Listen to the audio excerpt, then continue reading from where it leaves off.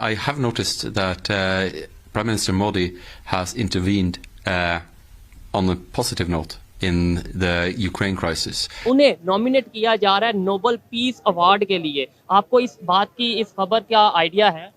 जी, मुझे इस खबर का बिल्कुल भी पता नहीं था। And I'm obviously very happy to see that. I think any responsible leader in the world should give this message, and it's all the more important when it comes from a powerful country like India. Pakistan में दमादम मस्त कलंदर का वक्त हुआ चाहता है। हमारे मतलब एक वहाँ पे इंडियन प्राइम मिनिस्टर है, हमारे देखें एक भी इनमें से मैच नहीं कर सका परफॉर्मेंस। आप कहते वो टेररिस्ट है, आप कहते वो मुसलमानों का दुश्मन है। अगर वो दुश्मन होता, दुनिया बेवकूफों से पीस का अवार्ड दे रहे हैं और उसके लिए बड़ा सॉलिड किस्म का नॉमिनेट है ये मोदी साहब ना। और मेरी दुआएं हैं मोदी साहब, आपको ही वो अवार्ड मिलना है। उनकी पब्लिक ऑक्शन करवा के पैसा उठा के वो उसमें उस सरकार के एजुकेशन फंड में डालते या उसमें बच्चों की तालीम पे डालते। किसी एक प्राइम मिनिस्टर को जरूरत नहीं, मैं पीछे नहीं जाता, चले 2002 से ले लेते हैं। और हमारा वजीर आजम है शहबाज शरीफ साहब, तुर्की से मांगने जाता है हर वक्त पे।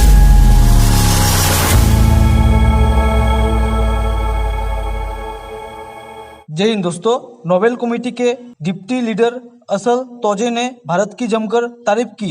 उन्होंने प्रधानमंत्री नरेंद्र मोदी को भी नोबेल शांति पुरस्कार के लिए सबसे मजबूत दावेदार बताया है। असल तोजे ने कहा कि भारतीय प्रधानमंत्री नरेंद्र मोदी ने जिस तरह से रूसी राष्ट्रपति को युद्ध के बारे में समझाया वो काबिले तारीफ है। उन्होंने बिना कोई धमकी दिए परमाणु युद्ध के परिणामों के बारे में पूरी दुनिया को समझा दिया। असल तोजे ने कहा कि हमें अंतर्राष्ट्रीय राजनीति में इसी तरह के लीडर की जरूरत है। असल तोजे ने प्रधानमंत्री मोदी और भारत के प्रयासों की तारीफ करते हुए कहा कि दुनिया को अंतर्राष्ट्रीय राजनीति में इस तरह के और हस्तक्षेप की जरूरत है।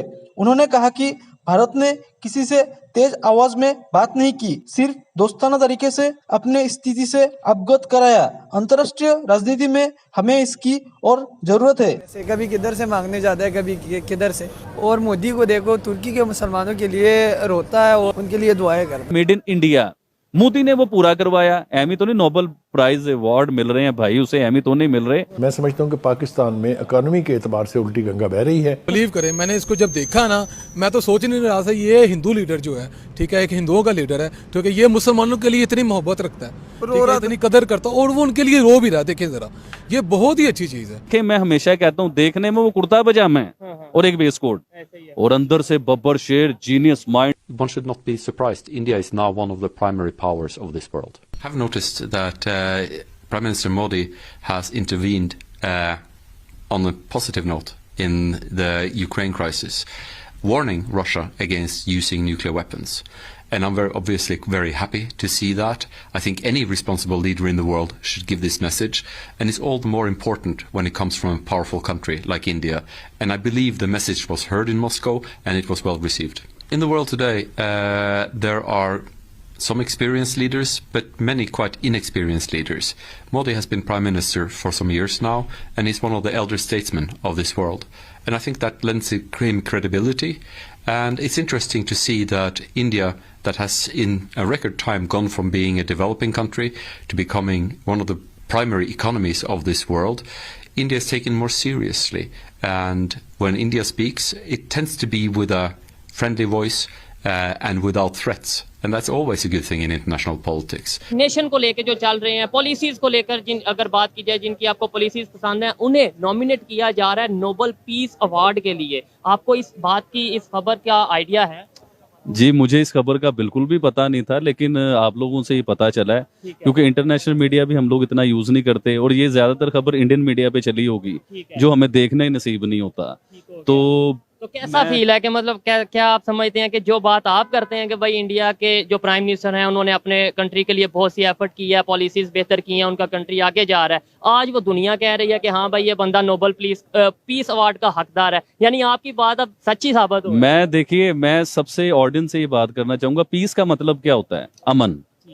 तो पूरी दुनिया का अमन का अवार्ड मिलेगा मोदी साहब को, जिसे हम लोग टेररिस्ट भी कहते हैं, जिसे हम लोग जालिम भी कहते हैं, जिसे हम लोग कहते हैं कि ये कातिल है, ये गुजरात के हवाले से। जी हाँ, देखिए साबित तो कुछ नहीं ना हुआ, तो कहने से तो कुछ भी हो सकता है। पूरी दुनिया वो बेवकूफ नहीं है वो पूरी दुनिया का एक अदारा होता है, पूरी दुनिया इकट्ठे होकर फैसला करते हैं कि नोबेल पीस अवार्ड किसे दिया जाएगा, और उसके लिए नॉमिनेट हुए हैं जी मोदी साहब, और बड़े सॉलिड किस्म के नॉमिनेट हुए हैं।